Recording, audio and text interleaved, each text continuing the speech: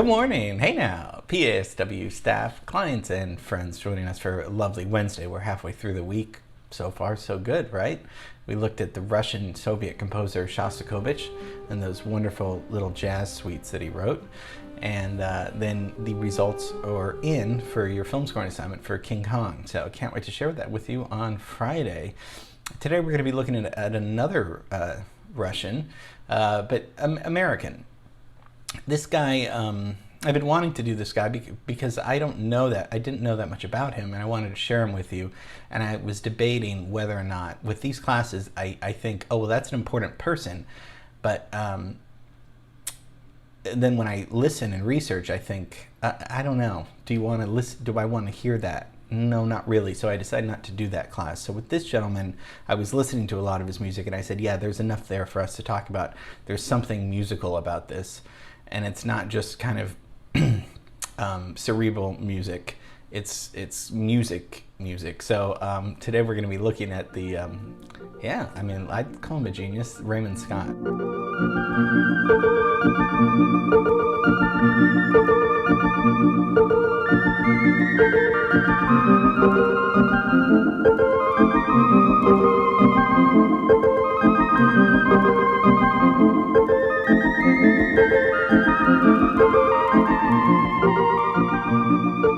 So our thesis for today, I think Raymond Scott made electronic music musical and was the early founders of electronic music. Because when I hear electronic music and early inventions of it, I start dozing off a little bit. I think the invention and the innovation is really cool, but if you can't really make fun music out of it, it's kind of like, okay, that sounds good, but I don't know if I want to listen to it. So anyway, we're going to talk about his life, because really he was a band leader and a jazz musician and a classical composer, but also we'll get to the electronics a little bit later. So we're going to have fun, no doubt about it. Raymond Scott, that wasn't his name. Harry Warno was his name, but he didn't want to use it because his older brother, Mark Warno, was a conductor, a violinist, and music director for the CBS radio show Your Hit Parade. So because of nepotism, which is, hey, you got the job because your brother, you hired your brother, he decided on Raymond Scott. Let's leave Russia because it's getting dangerous over there, and let's go to New York. I know the map says Manhattan. He's actually born in Brooklyn, but it's New York. Has a great birthday, September 10th, which is my birthday. 1908 he's born and dies in 1994, so lives a long time, lives till 85.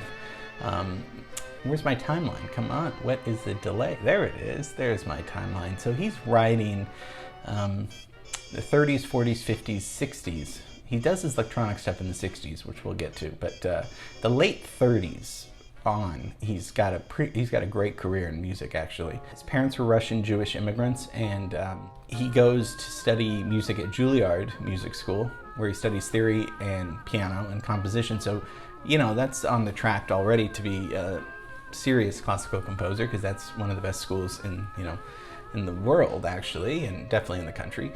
Begins his professional career as a pianist for the CBS radio, as kind of the house band.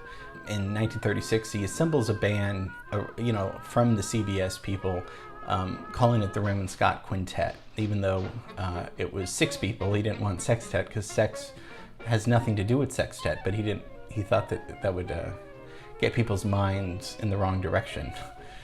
I don't know why, because I guess I do know why. So anyway, it's a 6 group, but and they start doing swing jazz music in a way that's different than Duke Ellington's doing it.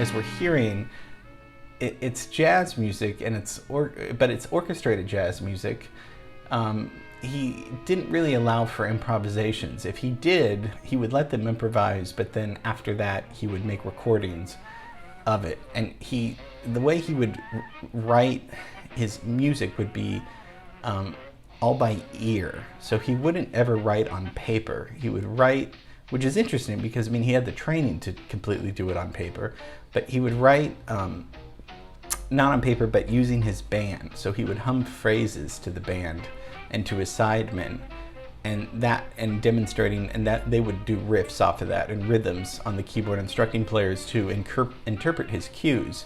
This works really well when you have great musicians, and he did, including John Williams' dad. He was the drummer in his band, the film composer. So they're known as head arrangements, where you hear them in your head. Yeah, I find that interesting because usually people that don't have a musical training, they hear the arrangements and they sing them, but he did, but he listened to his ear, which is probably the most important thing you can do. You can have all the training in the world, but if you don't use your heart, your intuition, your ear, then what's the point, right? So that's how he starts doing these kind of jazz arrangements, these swing arrangements in the late 30s. And in 1939, he turns his quintet sextet into a big band, and then his brother dies, so he's the director of the CBS radio show. He is the first to have a racially integrated radio band, so he gets black guys to play.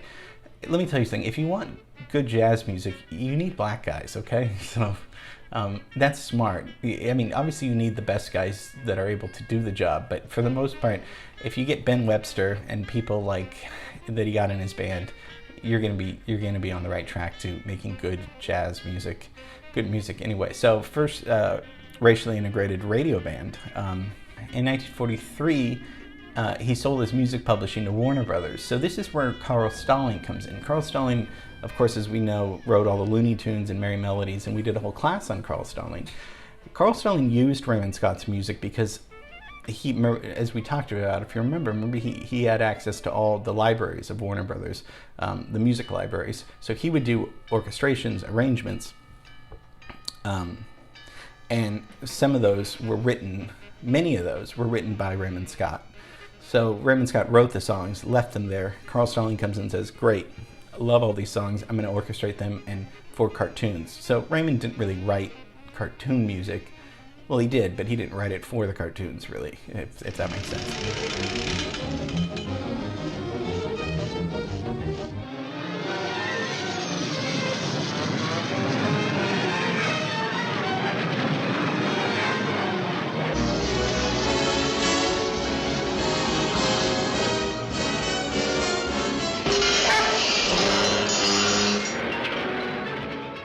But had a high profile, good paid job. I mean, through CBS, and but it was just a day job to him. He really wanted to finance his electronic music, and this is where it comes into his Manhattan research project. He studied at Brooklyn Technical High School earlier, so he already was really interested in electronic music.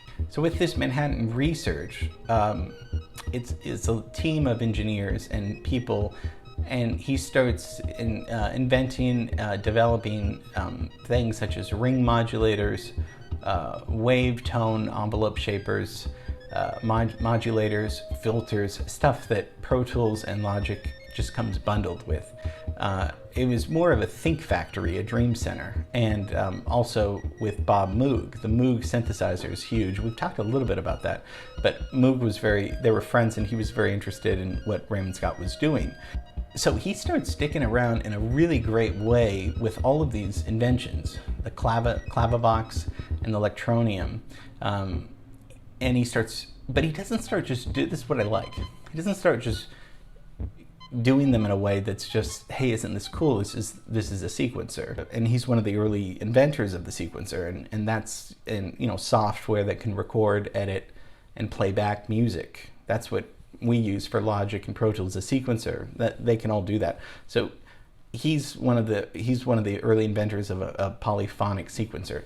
So he's not just saying, aren't these cool sounds, these are all my songs. He's actually using these to write really great, catchy, cool, funny music.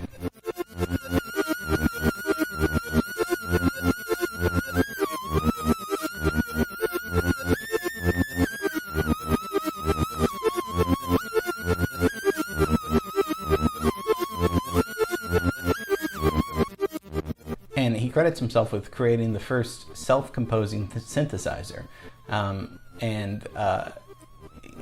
You know, if I know that we didn't talk about that, but Esquivel's doing a little bit of this at the same time, and we talked about Esquivel. He's doing more lounge big band music with electronics a little bit, but he's mostly. But Raymond Scott's doing all electronics. Okay, so we're just going to take a listen to some of these. Now, listen to this music and tell me, does this music not sound like it could be written today? Doesn't this, listen to this piece.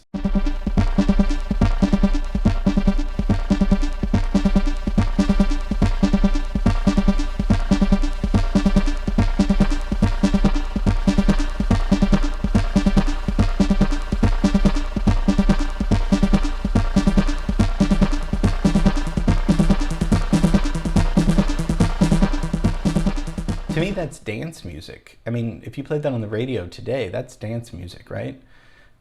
What about this one?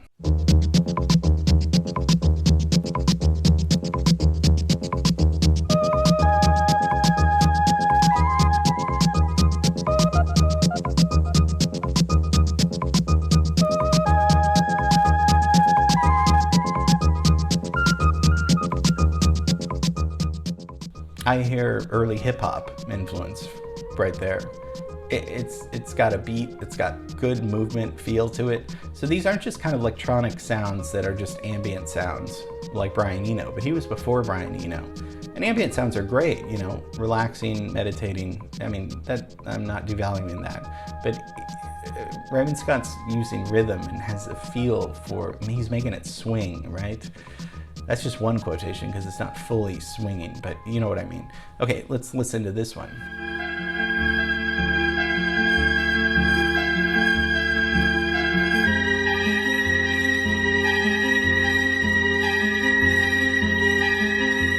That's a film score, right?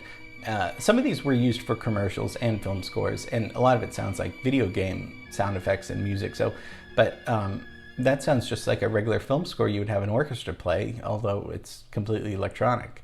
Okay, what about this one?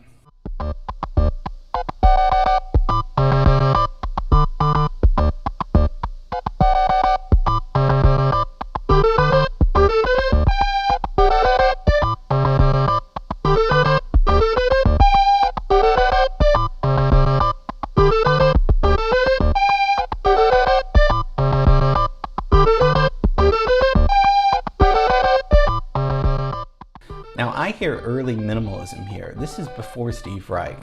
Listen to this piece by Steve Reich.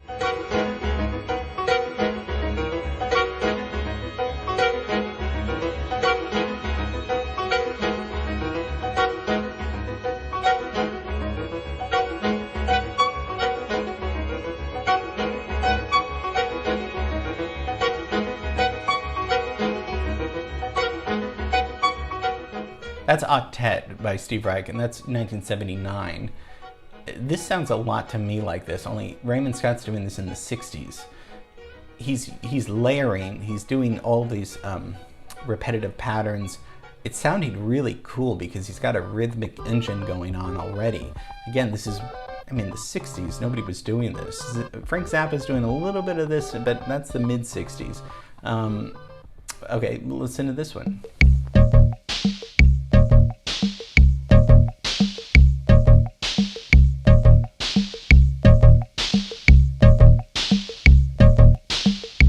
Again, more kind of hip hop, right? I mean, and we talked about Beck. I mean, Beck would definitely use these sounds today. What about this one?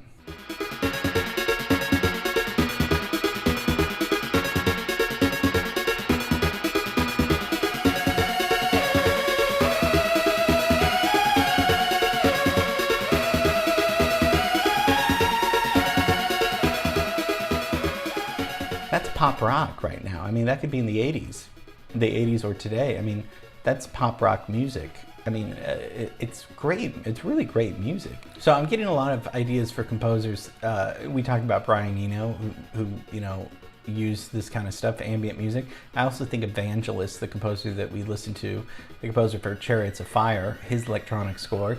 I like that Raymond Scott's using electronic music to create music and not just electronic music, hey, this is cool, these are electronic sounds, because, you know, that's great, but that's, to me, sometimes that's not music. You know, I mean, this is subjective, of course, but he's really making music swing, making music happen, making it fun, making it interesting to listen to in the 60s, way ahead of his time. So just wanted to share a little bit of Raymond Scott, thought he deserved a shout out in a class.